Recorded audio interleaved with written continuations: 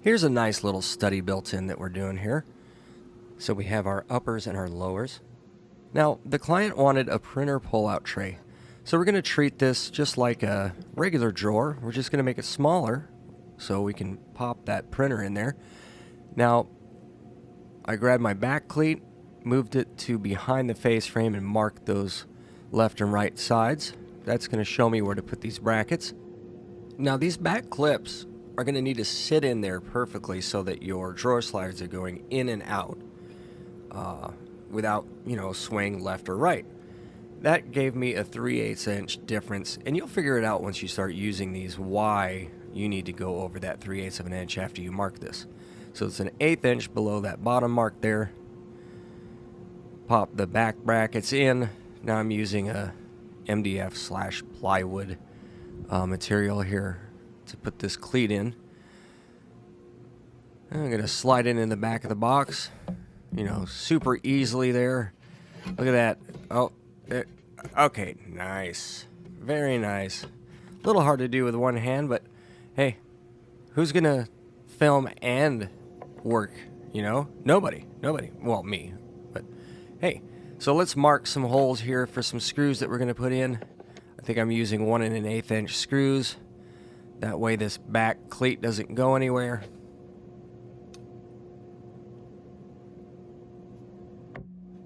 Oh yeah, that was driving me nuts too. I'm glad I did that.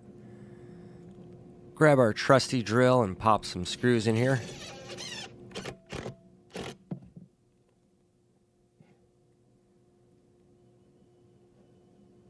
Look at that, 1 1/8 inch screw.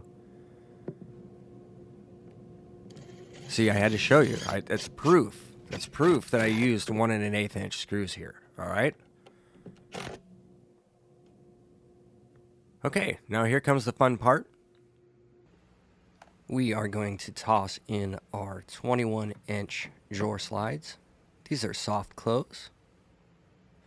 They're beautiful. This is a beautiful thing. I'm gonna pop them in here using some more screws.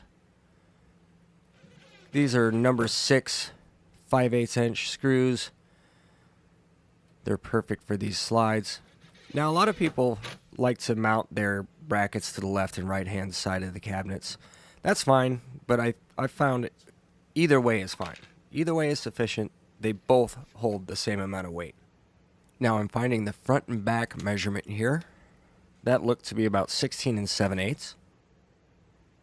Now the front and back are going to be 20 7/8 because they're 21 inch drawer slides. I like to go under the actual measurement so that the drawer closes nice and tight.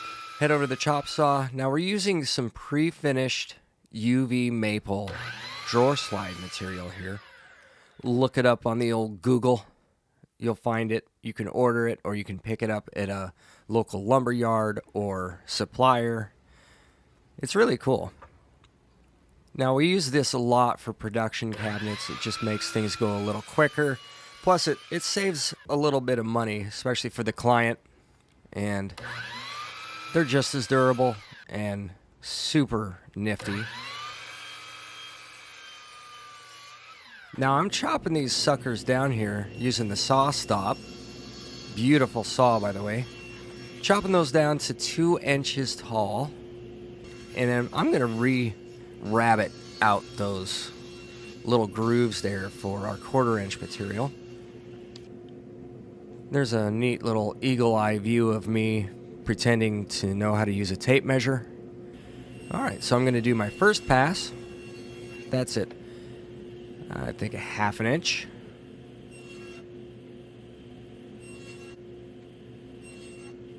Now I'm going to set it to 5/8 of an inch. You can see that blade is only about a 1/4 inch deep there. I'm going to run all of my sides. Once I have all of that rabbited out or dadoed out, just going to kind of line it up, see where we're at. I'll show you how we get our measurements here for the 1/4 inch insert on the bottom. Alrighty, so the front and back pieces were 16 7/8. What we're going to want to do is add a 1/2 inch, so that now makes it 17 3/8. So that'll slip inside the dados there.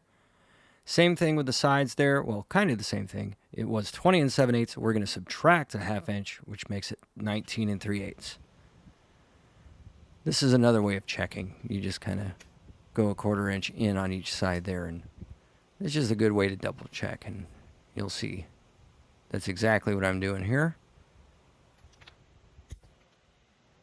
Since I keep forgetting my measurement board, I'm writing it on the bottom side of my tape measure. That actually comes in pretty handy. I have so many measurements on the back of my tape. Alright, so you can see our 1/4 inch piece needs to be 20 and 3/8 by 17 and 3/8. You can determine on which way you want the grain going, whether you want it going left and right or front and back. That's up to you, especially however you're doing your other drawers, if you are doing other drawers. But just keep in mind, this is pretty much a preference thing. I mean, what looks better to the eye? What's more appealing? Alrighty, glue. Glue is your best friend in anything you do when it comes to woodworking. As you can see, I grabbed the front piece and then put the side piece on the side. Nailed it. Alright, there's a back piece there. We're going to nail that through the side. That's how you do it all the way around. Grab some more glue. Glue's your best friend. Pop your panel in there. And then here is our last side piece here. Glue. There's just so much glue. It's good for woodworking, furniture making, science fair projects. Gotta have it. Alright, let's go ahead and nail those sides onto our front and back pieces there.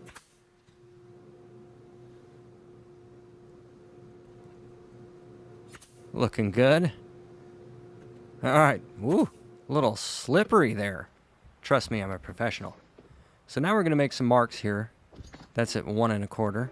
That's where the actual slides themselves are going to go. And then over here I'm making a mark at 7/8 down and 3/4 inch over. There are some little tabs on the back of these slides where they need to slide into. Now we have a drill bit here that we use for adjustable shelves.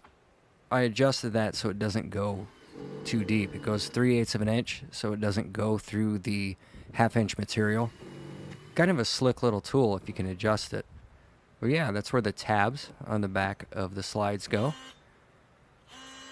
Now we're going to use the multi-tool, or as my wife likes to call it, the angry tool, or the angry monster tool. Because it does, it sounds angry. I mean, if you're ever stressed out, that's what it sounds like.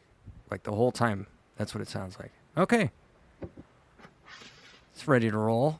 We're going to pop our hardware or mechanisms in here that catch the slides.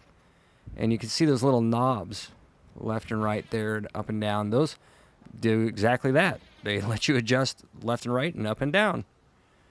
All right, let's go ahead and toss it on our tracks there. Pop it in. You'll hear some snaps once you get it aligned accordingly. There you go. There's your tray. Isn't it gorgeous? All right, let's take a look here on the back here to see how all of this operates. Okay, you see those little tabs left and right, and then the track themselves slides right through. Oh, brother, look at that printer. Now, this thing weighs about 250,000 pounds. And that printer's no joke, so these things hold a lot of weight. This is what it looks like when it's all done. That's a nice little study there that we did. It's going to get painted. Sorry about the pixelation. I don't have the greatest videographer. He's a better carpenter, I think. Anyway, here's your printer pull out. If you have any questions, hit me up on Instagram. Write me a message.